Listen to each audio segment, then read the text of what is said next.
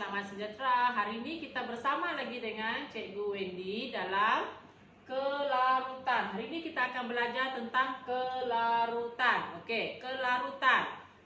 Kita nak tengok sini, cikgu ada sediakan bahan-bahan yang boleh larut dan tidak larut. Okey, kita tengok cikgu ada batu dekat sini. Tengok batu, pasir, beras,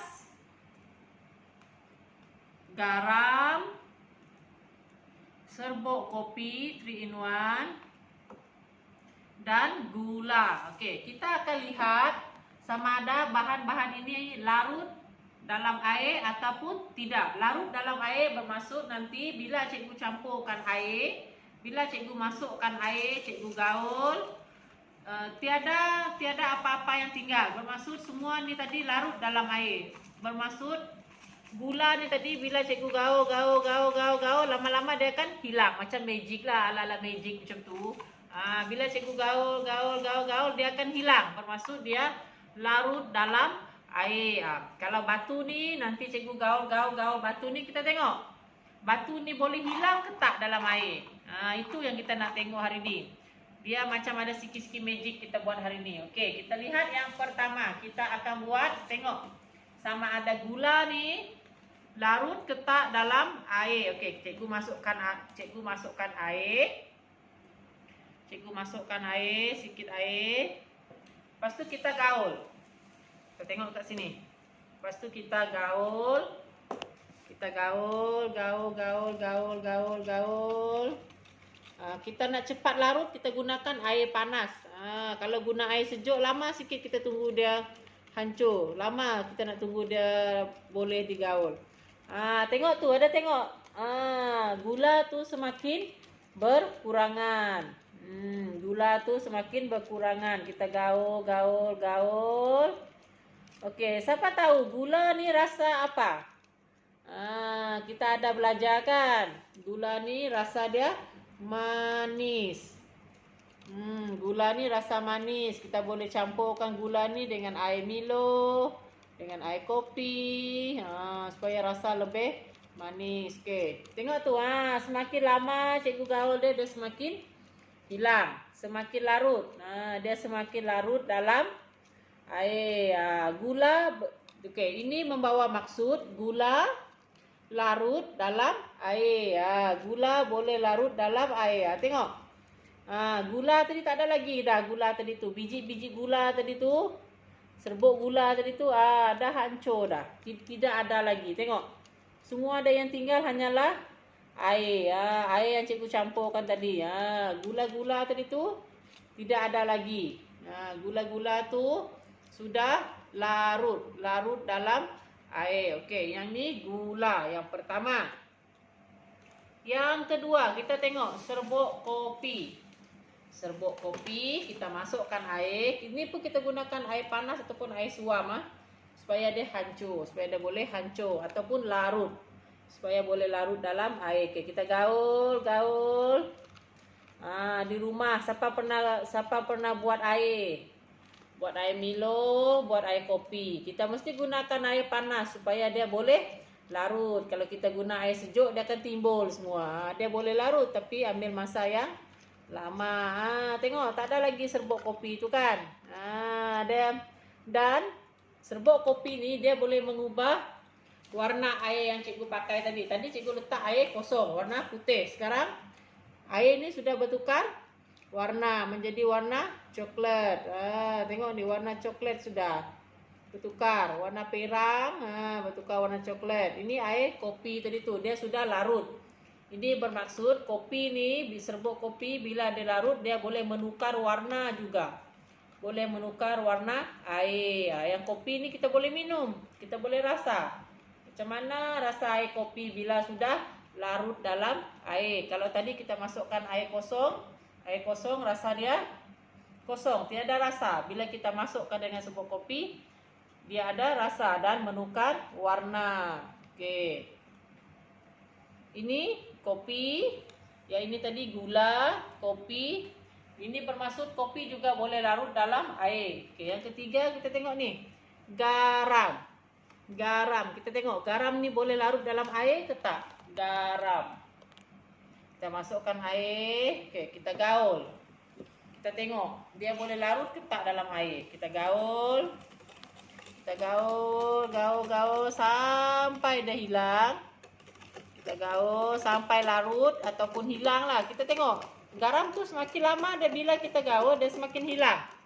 Bermaksud dia sudah larut dalam air. Tengok tuh, hilang dah. Magic. Boleh jadi ahli silap mata dah ni. Hilang. Tengok, tidak ada lagi serbuk garam kat situ. Kita tengok. Air dia pun bertukar menjadi warna keruh. Siapa pernah rasa air garam? Air garam tetap rasa masin juga. Okey, kita tengok. Garam tadi, serbuk garam tadi sudah hilang. Sudah larut. Sudah larut dalam air. Okey, nah tidak ada lagi. Okey, tidak ada lagi serbuk garam yang tadi. Ini juga bermaksud garam boleh larut dalam air. Okey, ini yang ketiga. Okey, semua bahan yang cikgu telah gunakan tadi ni, gula, serbuk kopi, garam, semua dia boleh larut dalam air. Semua boleh larut dalam air. Tidak ada kesan lagi. Tengok, tidak ada lagi garam. Tak ada lagi serbuk garam, tak ada lagi serbuk kopi, tak ada lagi serbuk gula tu. Tak ada, semua sudah hilang. Sudah larut dalam air. Okey, seterusnya kita lihat bahan yang tidak larut dalam air. Tidak larut bermaksud kita gaul-gaul macam mana sekalipun dia tetap tak boleh hilang. Dia tetap tidak boleh larut, tetap tak boleh hilang, tetap tak boleh dia tetap macam tu juga. Bahan tu tetap macam tu juga. Dia tidak mengubah apa-apa. Tidak sama seperti tiga bahan yang telah kita cuba tadi. Yang pertama kita tengok beras. Kita masukkan air ke dalam gelas ni. Kita tengok sama ada beras ni boleh hilang ke tak. Kita gaul. Tengok. Beras ni boleh hilang ke tak? Kita tengok. Beras ni boleh hilang ke tak? Kita gaul lah sampai besok. Tetap juga beras ni tidak larut, tidak hancur. Tengok ni. Dia tidak boleh larut. Beras ni dia keras, biji dia keras. Dia tidak boleh larut. Kita gaul pun dia tetap tidak boleh larut. Kecuali warna air ni bertukar lah menjadi warna putih. Warna lain sudah. Dari air jernih tadi dia bertukar menjadi warna air putih sudah. Tengok ni kita gaul dia tetap tidak berubah. Bermaksud beras tidak boleh larut dalam air. Beras tidak boleh larut dalam air. Okey, yang kedua kita lihat. Apa ni? Ini pasir ataupun tanah. Ini pasir ataupun tanah. Kita masukkan air, kita tengok dia boleh larut ke tak? Kita masukkan air. Kita gaul dia. Kita tengok dia boleh larut ke tak? Bila kita masukkan tanah atau pasir ke dalam air, dia akan menghasilkan warna ni. Tengok warna tu. Warna hitam, warna coklat. Nampak agak kotor. Tapi dia tidak boleh melarutkan tanah tadi tu. Tengok, masih ada juga tanah tu. Tanah ni tak boleh larut. Tanah ni tak boleh hilang. Dia masih ada juga walaupun dia boleh menukar warna tadi tu. Dia memang menukar warna air tapi tidak melarutkan tanah atau pasir tadi tu. Tengok ni. Masih ada pasir, tidak boleh larut. Bermaksud tanah pun tidak larut dalam air. Kita tengok sini ni. Masih ada tanah tu. Kalau kita biarkan nanti semua tanah ni akan mendap semula. Dia akan berada di bawah. Tengok ni. Ada 2, 3 lapisan. Ni tanah, ni ada lapisan satu lagi, ni ada lapisan satu lagi. Dia ada meninggalkan 3 lapisan. Tapi tetap juga tidak boleh larut dalam air. Kita tengok yang seterusnya. Yang terakhir kita tengok batu. Murid-murid kenal batu. Ni batu, cikgu masukkan air. Kita tengok batu ni boleh hilang ke tak? Kita tengok batu ni boleh hilang ke tak? Kita masukkan air. Kita gaul batu ni. Kita lihat sama ada dia boleh hilang ataupun tidak. Kita gaul dia, kita lihat sama ada dia boleh hilang ke tidak. Ni tengok. Tengok ni, cikgu gaul batu ni. Batu ni keras juga batu ni. Kita gaul pun susah. Tengok, kita sampai besok pun tidak larut sebab batu ni keras. Batu ni keras. Tengok ni keras. Batu ni sangat-sangat keras dan batu ni tidak boleh larut dalam air. Batu tidak boleh larut dalam air. Kita gaul baca mana sekalipun dia tetap tidak boleh larut. Tetap tidak boleh larut. Dia tetap macam ni juga, keras macam ni juga.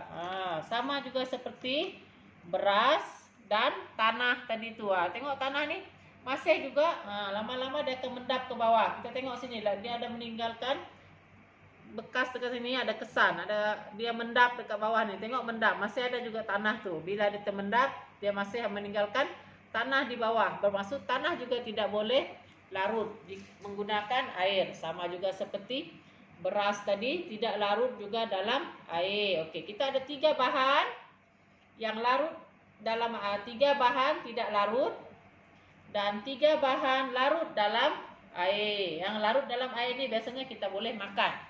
Biasanya benda yang larut dalam air ni biasanya untuk makanan seperti gula, garam, Nescafe, serbuk kopi tadi tu, serbuk Milo kita boleh gaul dan masukkan dalam makanan ataupun minuman kita.